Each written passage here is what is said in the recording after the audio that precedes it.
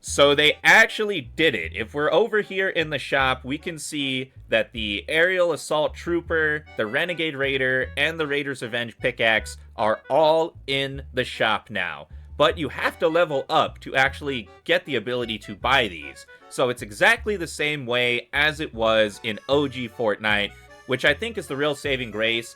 We can't really call these exclusive because ultimately these were not a battle pass. The first battle pass was the Season 2 battle pass. I mean, people were thinking that the Renegade Raider would never come back, but we really should have seen this coming when the Skull Trooper came back a couple years ago. It also has been confirmed that there will be some alternate style coming at the end of January for all the OGs who bought these in the very beginning. You know, that is kind of a consolation prize. I find it kind of weird that they didn't bring these out with the alternate style, but I guess they don't want people to tell the difference between a noob and a real OG until they start getting built on and dominated. Skibidi Toilet is on Fortnite. Renegade Raider is in Fortnite, trying to save their asses because of Marvel Rivals, but bringing Renegade will destroy their fan base. I should also mention that Skibidi freaking Toilet is now in the Fortnite item shop as well, and we have the confirmation of Hatsune Miku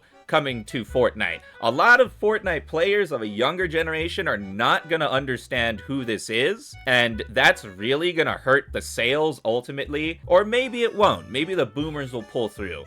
But this does speak to something that I think we should all consider with Fortnite. Fortnite is definitively beyond its peak, and at this point, they're kind of just milking the whales. That's what a lot of this is, because if you look at a lot of these skin packs, they come out as bundles, you know, they have a lot of exclusive stuff. If we keep going down the line, you know, Starfire hasn't been out in a while. But more important, beyond the Winterfest stuff, which, by the way, code Sourheart, if you do buy anything, support this channel, please. But as we go down, we'll see that there's so many more licensed characters. Literally, Messi is in there.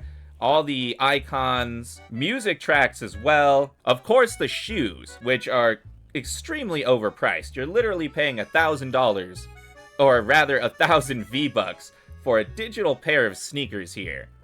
You know, Incredibles car, actual vehicles like a McLaren that cost 3,000 V-Bucks, you pay more than $20 for this car skin. And then we also have to consider that they're really trying to get everyone onto the Fortnite crew. Look how they've completely rearranged the Battle Pass purchase screen.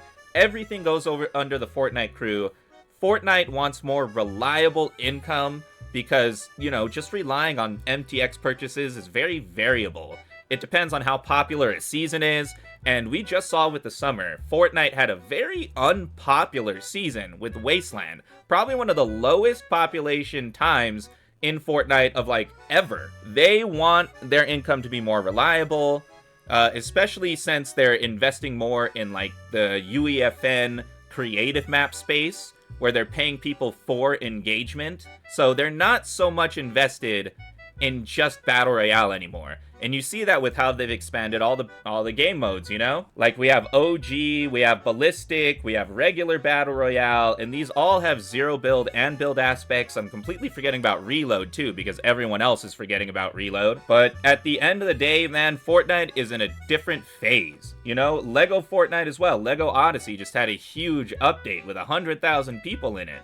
As you can see, like in aggregate, Battle Royale isn't pulling all of the players. It's pulling maybe half of the aggregate players at any one time. And that's very significant. And I think it's part of a bigger topic that I should go into later, where just the memes themselves are now trying to make a profit. I'm sure you've seen the Shrek G Fuel ads going around. Absolutely comical. You know, there is a Shrek movie coming in the future, and I would not be surprised if we see Shrek in Fortnite. On that glorious day, I will finally be complete. It's also important to mention that Epic Games has been tied up in quite a few legal battles with the FTC. They just had to do a $500 million payout to people who supposedly mispurchased items. It was really kids using mom's credit cards. But considering all that, Epic Games is losing a lot of their profit every year. I'm not sure how much they actually make a year. I'm going to put it up on screen. but 500 million is no joke. You know, I think they lost $1 billion total last year on lawsuits, so that is really something to consider. Epic Games is in a state where they kind of need that money to sustain themselves, which is why, you know, it bears mentioning that they took an investment from Disney recently, about 10% of their total stock. They are owned by Tencent, but there is like a triangle of power between Tencent, Epic Games, Disney, and Epic Games is really the one who needs to make the money here. Tencent is super profitable, Epic is kind of profitable, maybe Disney is really the bum weight there when we're thinking about it. But that's it for this video. If you enjoy short topic discussions like this, be sure to like and subscribe, and I will do more of them. Stop into my stream sometime, because I'm doing these off the cuff, and I would love to have you there discussing these topics along with me.